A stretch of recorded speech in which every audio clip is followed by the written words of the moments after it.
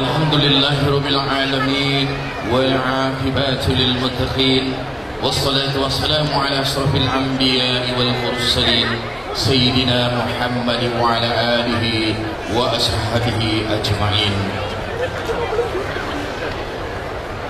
Yang berusaha, yang berhormat Datuk Raimi Unggi Ahli Parlimen P181 Tenom, penolong pegawai daerah Tenom, merangkap pengurusi badan dakwah daerah, seterusnya div-div jemputan yang kami hormati sekalian.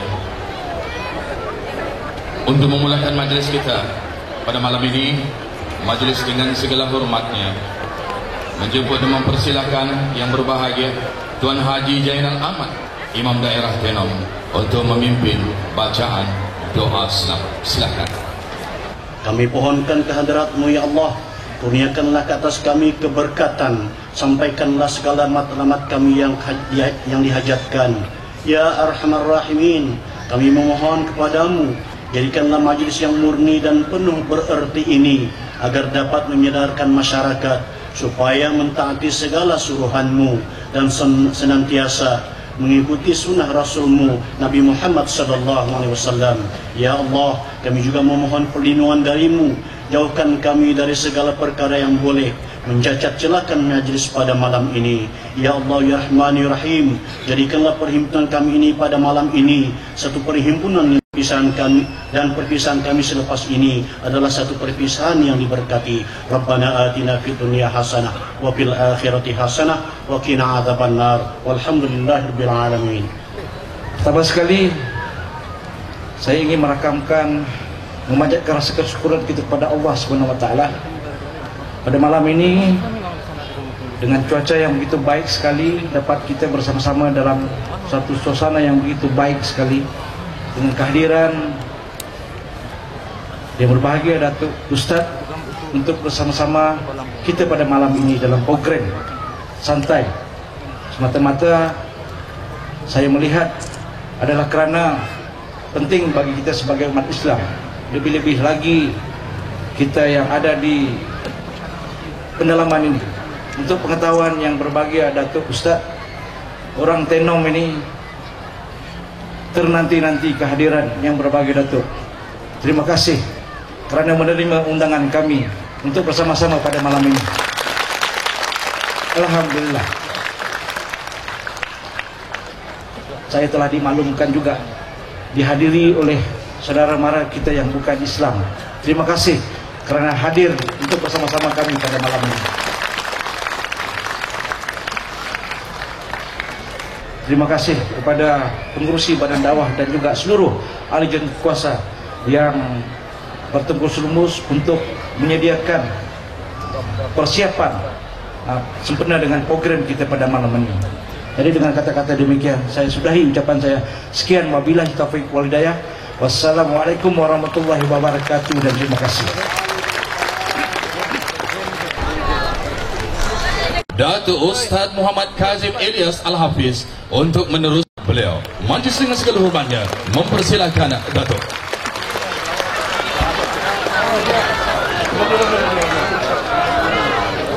Assalamualaikum warahmatullahi wabarakatuh. Salam sejahtera. Bismillahirrahmanirrahim. Alhamdulillahi rabbil alamin.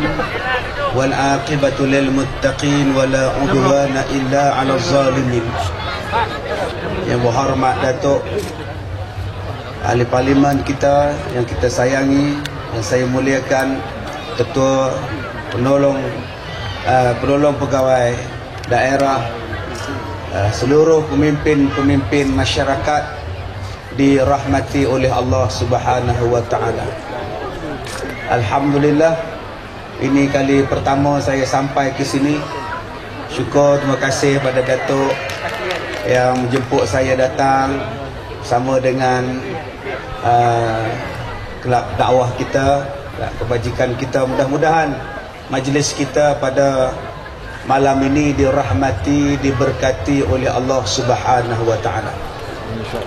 Tuan-tuan, yang pertama saya nak sentuh malam ni tentang berdoa. Sebab Allah Ta'ala sebut di dalam Quran, ud'uni astajib lakum. Berdoalah kamu kepada aku, nescaya aku akan mengkabulkan doa kamu.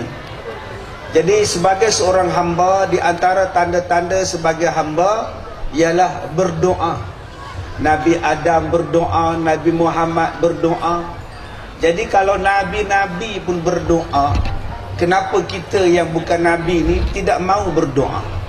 Kecewa untuk berdoa. Nabi Adam berdoa beratus-ratus tahun minta supaya diampunkan, supaya Allah maafkan dia sebab dia makan buah yang dilarang. Minta dipertemukan dengan istrinya beratus-ratus tahun, tidak jemu, tidak fed up, tidak boring, berdoa aja. Nabi Ibrahim minta daripada Allah akan anak, berpuluh-puluh tahun berdoa, minta anak dan tidak putus-putus berdoa, sehinggalah Allah mengkabulkan permintaan dia supaya dia dapat anak, Nabi Ishak, Nabi Ismail. Begitu juga dengan nabi-nabi lain. Nabi Ayub alaihissalam mengadu kepada Allah, cerita kepada Allah supaya Allah Ta'ala tolong dia, sehinggalah Nabi Muhammad sallallahu alaihi wasallam berdoa. Jadi tuan-tuan, doa ini ialah otak kepada ibadah. Doa ini ialah senjata orang yang beriman. Sebab itu kita nak tengok malam ini di antara doa-doa orang yang mustajab. Doa-doa siapakah di kalangan kita yang Allah makbulkan, yang Allah mustajabkan? Baik, yang pertama, doa orang yang dimakbulkan oleh Allah, yang pertama sekali ialah da'watul musafir. Doa orang yang bermusafir, doa orang yang di dalam perjalanan, doa orang yang di dalam perantauan. Jadi orang yang musafir ini Nabi sebut doanya adalah doa yang mustajab.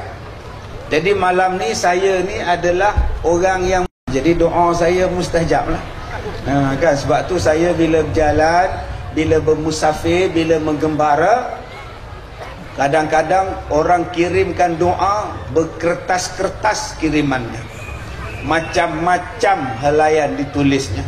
Ada yang minta, Ustaz doakan anak saya nak periksa, Ustaz doakan nanti ya Ustaz.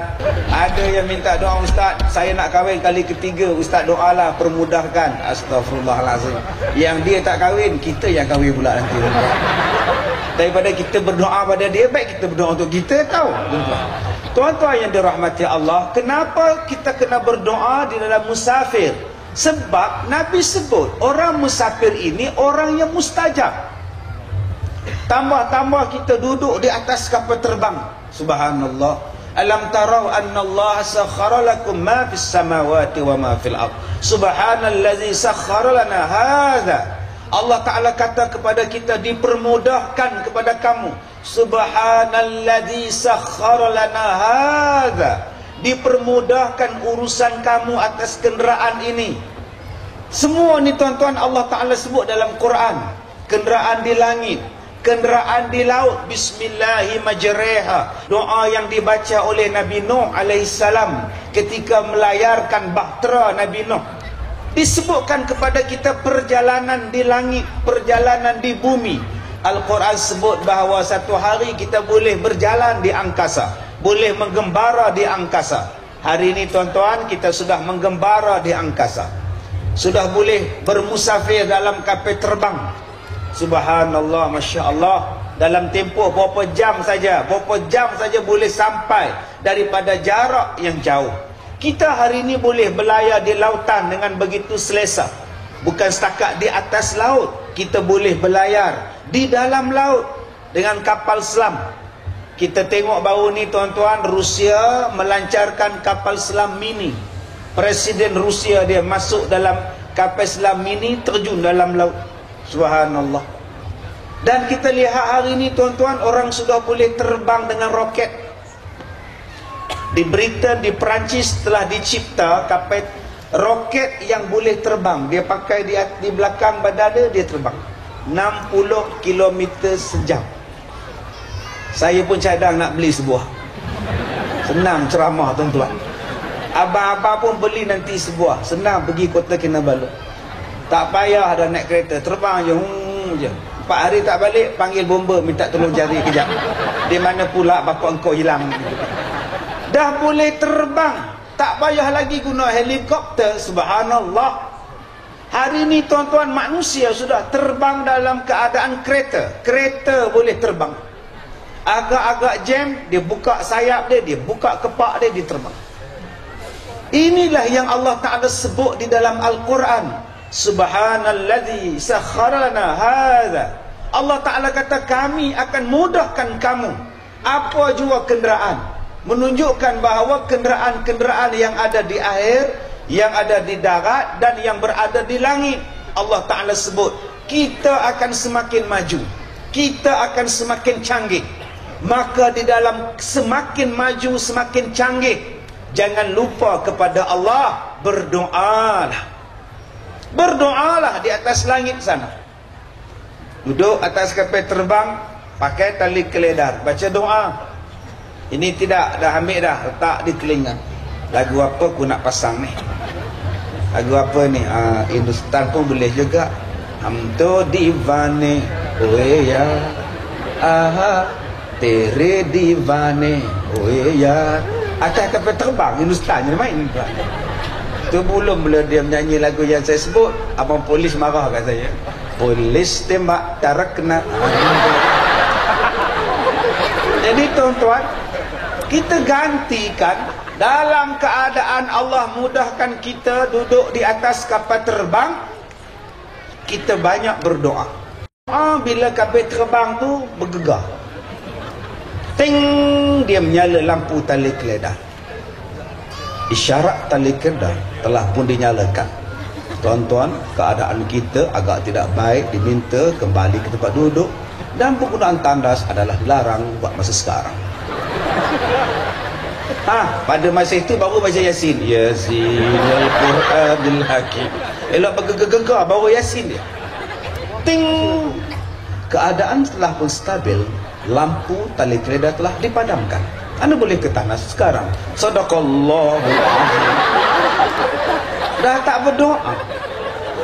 Rasulullah, kalau kita nak berdoa, kalau kita nak dimustajabkan doa, hendaklah kita membanyakkan doa semasa senang. Sebab bila kita berdoa pada masa susah, Allah makbulkan. Yang banyak berlaku ialah masa senang tak nak berdoa, dia tunggu masa sakit. Masa sihat tak nak doa, masa kaya tak nak doa, masa senang tak nak doa. Bila dia nak berdoa? Bila dia sakit, bila dia susah, bila dia menderita, bila dia payah, kehidupannya sukar, baru dia nak mengadu. Sekarang yang senang-senang, yang sehat-sehat, yang kaya-kaya, yang sehat tubuh badan, sekarang mengadu kepada Allah. Minta. Jangan lupa waktu kita kaya, jangan lupa waktu kita senang, jangan lupa waktu kita bahagia. Mungkin satu hari kita akan jadi susah, sakit, menderita, kecewa. Pada masa itu baru kita nak mengadu. Tuan-tuan, kita nak ditengok oleh Allah ialah waktu kita senang. Waktu kita senang sekarang inilah yang kita berdoa banyak-banyak kepada Allah. Sekarang anak masih kecil, berdoalah.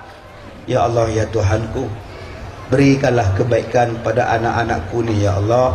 Berikanlah kesihatan pada mereka, jadilah mereka anak yang soleh, ya Allah. Jangan tunggu anak tu isap dadah umur 20 baru dah berdoa. Ya Allah, anakku isap dadah, ya Allah. Yang dulu-dulu kau tak nak doa, bila dia dah jadi penyamun terbus, baru kau nak berdoa. Bila dia jadi perompak, baru kau nak berdoa. Sebelum kita jatuh miskin, berdoalah. Ya Allah, aku bersyukur padamu, ya Allah. Engkau kurniakan kekayaan harta padaku, ya Allah. Peliharalah aku daripada sombong, ya Allah. Peliharalah aku daripada muflis, ya Allah. Peliharalah hartaku daripada ditipu, ya Allah. Kau berkatilah hartaku dengan sedekah, ya Allah. Setiap hari waktu senang, insya-Allah Allah pelihara kita. Yang kita sekarang ini, kita takut waktu sihat lupa pada Tuhan. Waktu kaya, waktu semua bahagia lupa. Isteri tanya pada suami, abang tidak berdoa? Apa lagi aku nak minta? Rumah kita 10 tingkat. Engkau saja pun 100 kilo. Kereta kita 10 buah, semua 10 tahun. Aku tak perlu apa lagi. Jangan cakap. Kita perlukan iman. Perlukan iman. Kita perlukan Allahumma khtim lana bi husnil khatimah wa la tahtim alaina bi su'il khatimah. Ya Allah, kau matikanlah aku dalam baik, janganlah matikan aku dalam buruk ya Allah. Kita sentiasa mengadu kepada Allah. Sepatutnya tuan-tuan, Allah ni tempat pengaduan kita. Iyyaka na'budu wa iyyaka nasta'in. Tapi kadang-kadang kita tak menyerah kepada Allah, kita tak mengadu pada Allah, kita tak yakin pada Allah. Kita serah pada orang lain, serah pada sesama manusia. Jadi abang-abang, akak-akak, kita serah diri kita pada Allah. Senang ke, sihat ke, kaya ke, miskin ke, apa pun, Allah tu kekasih kita. Kita cinta pada Allah kita, serahkan diri kita pada Allah. Kepadamu kekasih aku serahkan dan raga, jua segalanya, serah kepada Allah. Kepadamu kekasih aku berserah, kerana ku tahu kau lebih mengerti. Serah pada Allah. Jadi tuan-tuan, kita duduk atas kapal terbang, kita doa. Sangat mustajab. Bayangkan kapal kita terbang di langit, di udara, di angkasa, di bawahnya tidak ada tayar, di bawahnya tidak ada bumi, terbang je. Siapa yang memberikan pengapungan itu? Siapa yang mengapungkan kapal terbang tadi? Doa. Mustajab. Anak-anak periksa, masa itu berdoa. Kita nak menjalani pembedahan, masa itu berdoa. Kita nak bumi kita, negeri kita, negara kita aman, berdoa. Subhanallah. Sebab tu saya katakan tadi, saya suka ambil doa orang. Saya kata, akak nak minta doa, tulis. Ustaz, anak akak nak periksa, tulis nama dia, tulis nama akak, tuliskan apa dia. Nanti atas kapal terbang saya buka, sehelai doa. Dah habis berdoa, baru tidur. Dah habis berdoa, nak makan. Bulan Ramadan yang lepas saya berceramah di Bekenung, di Sarawak.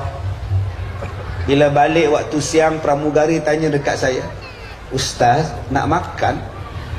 Saya puasa. Dah tahu dah, saja je tanya. Lain macam pula baiknya pramugari ni. Teringat lainkah belum tengok. Ini kalau berdoa ni mustajab ni tuan-tuan. Jadi tuan-tuan, kita berdoa, naik kereta berdoa supaya perjalanan kita jadi selamat. Bapak berdoa, okey, kita tanda tangan, subhanallazi, amin, sakharana hadza, amin, wa ma kunna lahu bimukrinin, amin.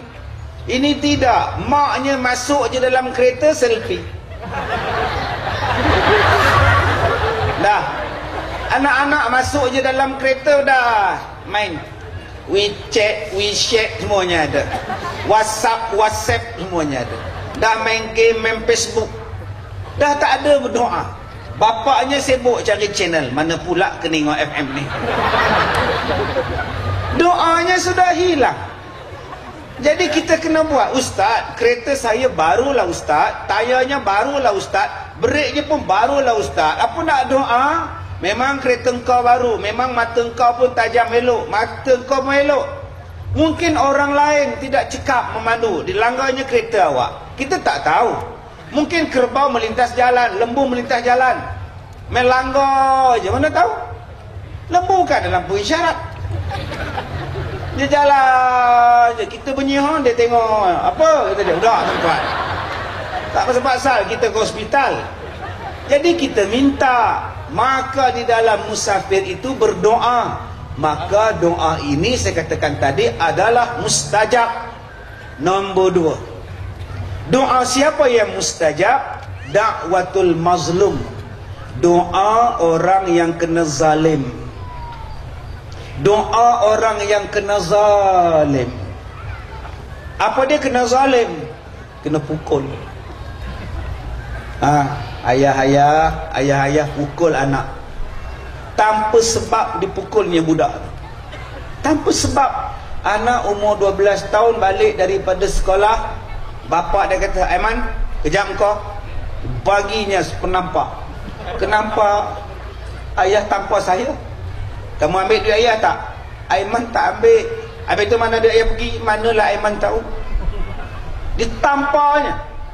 Aiman masuk dalam bilik. Ya Allah, kau lumpuhkanlah tangan ayah aku. Mampus juga. Buatnya Aiman berdoa, ya Allah, kau lumpuhkan tangan anak ayah aku. Begini duduknya. Jaga-jaga tuan-tuan. Sebab itu orang yang dizalimi, anaknya tidak ada salah apa-apa. Tambah pula adik yang besar ini ada salah apa ni tuan-tuan? Bayangkan tuan-tuan, anak kecil macam ni duduk depan sekali. Subhanallah, dah lari dah. Ini bagusnya zaman sekarang tuan-tuan. Zaman dulu-dulu, subhanallah, nak buat nak bagi ramai macam ini kena buat konsert rock. Dulu-dulu nak bagi ramai penuh padang macam ini tuan-tuan, kena buat konsert rock. Di matamu mencerminkan rindu. Sekarang tak payah, bubuh je penceramah, datanglah orang. Tuan-tuan, kita takut bila kita buat zalim, dia mengadu pada Allah. Kita hutang orang, tak bayar. Kita tipu orang, kita sihirkan orang, kita santaukan orang, kita fitnah orang lain, kita saja-saja langgar lopak air sampai airnya terkena orang itu. Saja-saja langgar. Mat tope itu, Mat. Engkau langgar je lopak air tu, biar basah dia, Mat. Yang mamak tadi pun langgar lopak, basah mat tope. Dia berdoa, ya Allah, accident lah dia. Bomba sampai, ambulans sampai, polis pun datang. Jaga-jaga tuan-tuan, doanya mustajab. Cuma kita orang beriman, orang yang baik, kita takkan minta orang lain susah. Orang yang beriman, yang baik-baik, dia takkan minta orang lain menderita. Orang yang baik-baik, dia takkan minta orang lain ditimpa kemalangan. Orang yang baik-baik, dia minta kebaikan pada orang lain, walaupun orang itu tak suka pada dia. Cuba tuan-tuan tengok Nabi Muhammad pergi berdakwah di Taif. Orang suruh kanak-kanak ambil batu, baling pada Rasulullah. Luka Rasulullah, kaki Rasulullah luka, sehinggalah darah Rasulullah bertakung di dalam kasut Rasulullah. Datang malaikat berkata pada Nabi Muhammad, wahai Muhammad, apa yang kamu nak aku lakukan kepada penduduk Taif? Nak dihujan dengan batu? Cakap, aku akan buat. Aku cuma ingin berdoa di qaumi fa innahum la ya'lamun.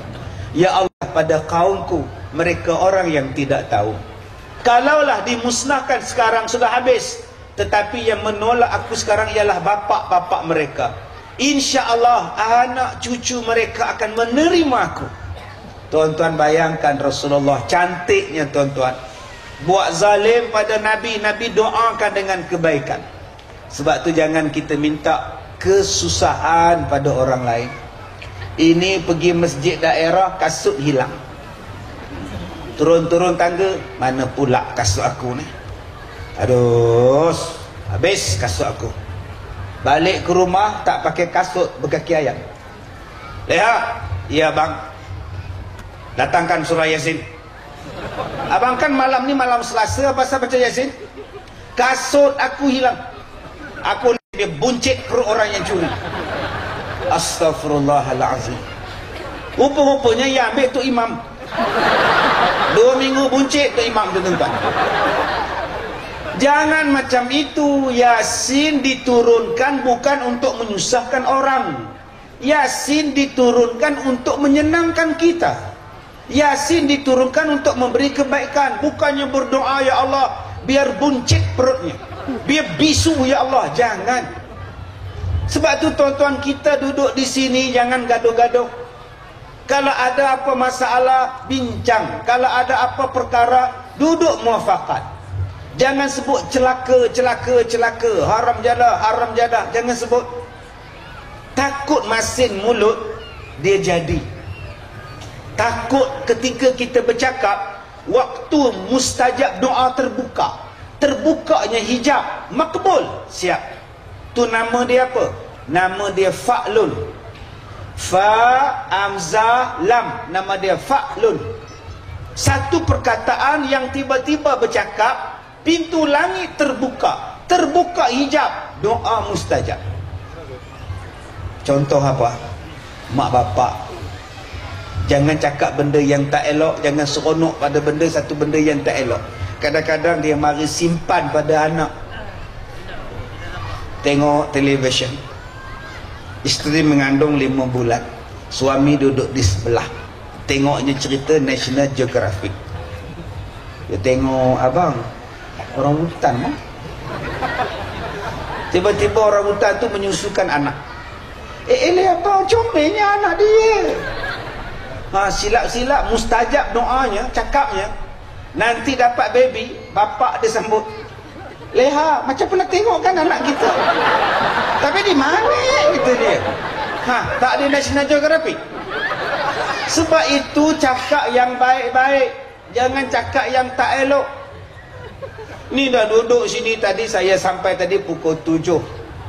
Tadi saya sampai pukul 7.50 selalu tadi, alhamdulillah dah ada orang. Maknanya pukul 6.30 pun dah ada orang. Pukul 8 dah ada orang. Ni berapa ramai tuan-tuan kerana tidak bersepakat, tidak muafakat, tidak suka, tegak je kepala. Orang sebelah tak bersalam, orang sebelah kiri tak bersalam. Dijeling je orang sebelah, dia menyampah aku. Nyampah aku. Datang juga biawak ni. Biawak dia panggil. Silap-silap hari bulan mustajab, jenuh tuan-tuan. Jaga-jaga. Yang Rasulullah minta apa? Saya keluar daripada rumah saya semalam, hari Khamis pagi, pukul 6.30 pagi. Semalam, hari ini saya dengan tuan-tuan. Semalam saya di Terengganu, hari ini saya dengan tuan-tuan. Saya sampai tadi pukul 4, terus saya datang ke sini sampai pukul 7.50. Nanti saya balik malam ini. Besok flight saya ke KL pukul 6 pagi. Rehat tak ada, tidur tak ada. Nak tidur dalam kereta pun menung-menung, tuan-tuan, tak tidur saya. Besok pagi pukul 10 saya ada program pencetus ummah, memilih untuk peserta-peserta musim ketiga. Yang tukang pilihnya siapa? Saya lah. Jadi siapa yang nak masuk pencetus ummah, pergi. Besok ada, Ahad ada, minggu depan pun ada, Sabtu Ahad. Jadi siapa yang nak terpilih, bagi rasuah dekat saya. Kemudian sama-sama kita masuk neraka. Tuan-tuan, lusa pun pagi hari Ahad pun pencetus ummah, malamnya siaran langsung di TV3. Siaran langsung hari Ahad malam, da'i pula, rancangan di TV3. Saya nak sebut pada tuan-tuan, ia tentang doa, tuan-tuan, tentang perjalanan kita, tentang adab-adab kita berdoa, tentang benda-benda yang menjadikan kita ini susah ataupun senang. Tiap-tiap kali saya keluar daripada rumah, saya minta supaya Allah mudahkan saya. Allah mudahkan orang yang menganjurkan ceramah saya. Saya tiru daripada perbuatan Rasulullah. Ketika ingin keluar daripada rumah, Rasulullah akan menyebut 2 perkataan, supaya perkataan itu menjadi mustajab, Allah makbulkan. Jadi adik-adik yang bersekolah, ayah-ayah, ibu-ibu yang menghantar anak ke sekolah, cikgu-cikgu di sekolah, bila masuk dalam kelas, bila keluar daripada rumah, masuk dalam pintu pagar sekolah, cuba sebut 2 perkataan yang Nabi sebut supaya berjaya. Abang-abang yang nak pergi bisnes, yang nak buat kerja, yang nak buka kedai, bacalah doa yang Nabi bacakan. Yang sesiapa yang berhajat, bacalah. Kerana ini adalah doa yang digemari satu perkataan yang dipanggil fa'lun, yang digemari oleh Nabi Muhammad sallallahu alaihi wasallam. Perkataan dia pendek je. Dua perkataan. Yang pertama, tiap-tiap kali kita melangkah keluar daripada rumah, kita sebut ya Rashid. Dan yang kedua, ya Najih. Baik, kita sebut biar bergema padang tenom kita ni tuan-tuan. Baik, kita sebut ya Rashid, ya Najih. Baik, ulang balik tanpa saya. 1, 2, mula. Dah malam ni hafal, besok lupa. Tiap-tiap hari amalkan supaya berjaya. Orang tanya pada saya, Ustaz, tolong Ustaz, apa dia petua? Inilah petua yang saya amalkan bertahun-tahun. Ya Rashid, ya Najib, saya kongsikan kepada tuan-tuan. Amalkan supaya Allah pelihara, Allah capaikan niat kita, Allah makbulkan doa kita. Kalau anak nak periksa, kalau anak nak pergi sekolah, baca doa ini. Saya nak pergi ceramah, baca doa ini. Supaya perjalanan selamat, supaya cuaca elok, supaya orang senang datang dan sebagainya. Jadi tuan-tuan, inilah yang dipanggil sebagai sempena. Sempena mulut. Sebab itu kita disuruh sebut benda yang baik. Qaulun ma'ruf, qaulun ma'ruf. Jangan sebut benda yang tak elok. Ini bila tengok pengantin, sebut tak elok. Dengar ceritanya anak Pak Mat Tempe dah kahwin semalam. Tapi aku agak lah, tak lama, bulan depan cerai. Jangan cakap. Kita bila tengok artis kahwin 2 bulan je dia cerai lah. Kenapa cakap macam itu?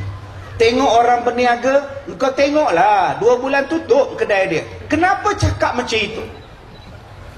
Doa, doa, doa. Bila jumpa pengantin, baca doa. Barakallahu lakuma wa jama'a bainakuma bil khair. Kalau tak nak baca doa macam itu, baca doa dalam bentuk lagu pun boleh. Barakallahu lakuma wa baca boleh. Cuma rasa pelik. Duduk depan pengantin, barakallahu. Ini kita bila jumpa pengantin, selamat berbahagia sampai ke anak cucu. Elok dapat cucu, bercerai. Sebab doanya hanya bahagia sampai ke anak cucu. Doa bahagia sampai ke jannah. Bahagiatil jannah. Kalau Tuhan mudik ke hulu, belikan saya bunga kemboja. Kalau Tuhan mati dahulu, nantikan saya di pintu syurga. Kan seronok suami isteri. Tapi sayang, dua-dua tak semayang. Bila nak ke syurga? Kena neraka lah pergi dia. Kita minta bahagia. Tengok orang berniaga, tolong. Tolong dia, tolong dia, tolong dia. Dia mencari rezeki yang halal. Dia mencari rezeki yang baik untuk keluarga dia. Kita tolong beli dekat dia. Jangan kita buat kempen memburuk-burukkan dia. Itu tak elok, ini tak elok. Kalau tak elok, nasihatkan dia. Kalau benda tak sedap, nasihatkan dia. Kalau sedap, bagi tahu kawan. Kalau tak sedap, bagi tahu pada dia. Engkau punya bihun, ya Allah, keras gila tahu. Aku makan dah patah gigi palsu aku. Engkau masak macam mana? Jangan bagi tahu orang, aku ni patah gigi palsu tahu. Sebab aku makan bihun sup kedai dia. Engkau makan apa? Tulang ayam. Patutlah. Bukan kau, bukan dia yang salah, engkau. Yang kau telan tulang ayam tu buat apa? Tuan-tuan, bila kita sentiasa bercakap yang baik, itu syarat orang beriman. Ni tuan-tuan yang datang malam ni tak berpergi. Sekarang tuan-tuan tak apa orang belakang saya nampak apa. Dia datang ni duduk dengar ceramah di belakang pentas. Nampak backdrop je. Engkau pergi ceramah Ustaz Kazim tadi, pergi macam-macam bentuk pakaian dan sebagainya. Kita tengok akak-akak kita anggota polis yang sedia berkhidmat. Abang rela kita, pakaian abang rela menanti nampak walaupun payah walau berdarah, tu nama dia rela. Tuan-tuan lepas tengok anggota kita yang sedia berkhidmat, anggota polis dan rela kita, tuan-tuan tengok saya pula pakai baju rugby, belang sana belang sini, nama dia Rugby All Stars. Tengok pula abang kita ni berdiri berbaju putih berseluar hitam. Tuan-tuan tahu tak, saya nak ceramah ni 3 jam. Tuan-tuan bayangkan dia berdiri 3 jam. Bayangkan tuan-tuan. Duduk tidak, apa pun tidak. 3 jam berdiri. Boleh tahan abang 3 jam? Boleh, insya-Allah. Pukul 10.30 saya balik. Abang tunggulah 3 jam di situ. Tak, siapa yang dia tengok, wallahualam. Ada yang pakai jubah, ada yang pakai serban, ada yang pakai baju kurung, ada yang pakai baju mengkarung, ada yang t-shirt, ada jean, ada slack. Ada datuk kita pakai baju batik, macam-macam. Ada yang berjanggut, ada yang tak ada janggut. Orang perempuan kompom tak ada janggut. Macam-macam. Adakah Allah tengok kita sekarang berdasarkan kepada pakaian kita? Adakah syarat iman kita ni letak kepada pakaian kita? Ya, kalau kita menutup aurat sudah pasti. Tetapi kata Nabi Muhammad sallallahu alaihi wasallam, siapa yang beriman pada Allah, siapa yang beriman pada hari kiamat, ada tandanya. Tuan-tuan, saya nak datang di sini ada tanda. Orang naikkan banner, Ustaz Kazim nak datang, ada tanda. Orang yang bertunang, ada tanda. Inai di jarinya, cincin di jarinya. Si cincin emas mengingat perkara yang lepas. Nih, cincin. Orang berkahwin pun ada tanda. Orang nak beranak pun ada tanda. Orang mengandung pun ada tanda. Mengandung ni dia ada tanda. Mabuk-mabuk, pening-pening, muntah-muntah.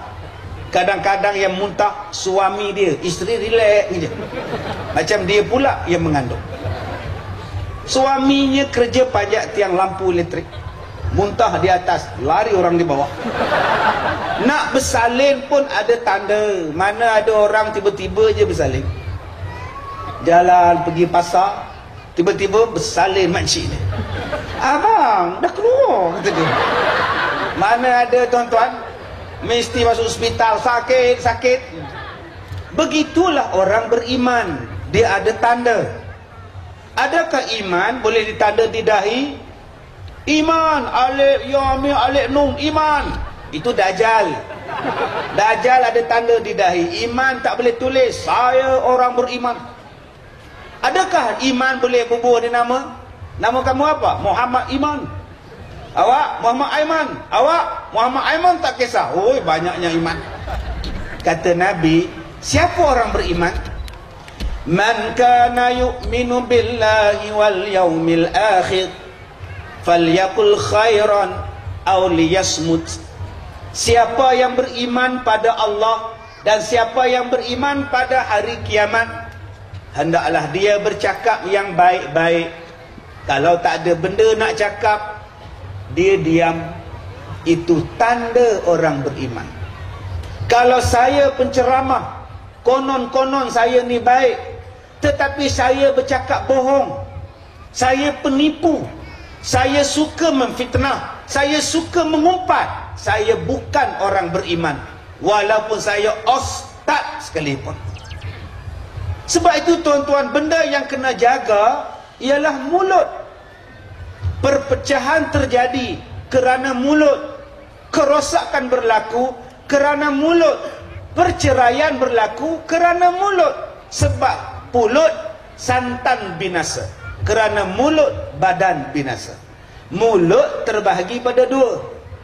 Satu, mulut yang bercakap, ada suara.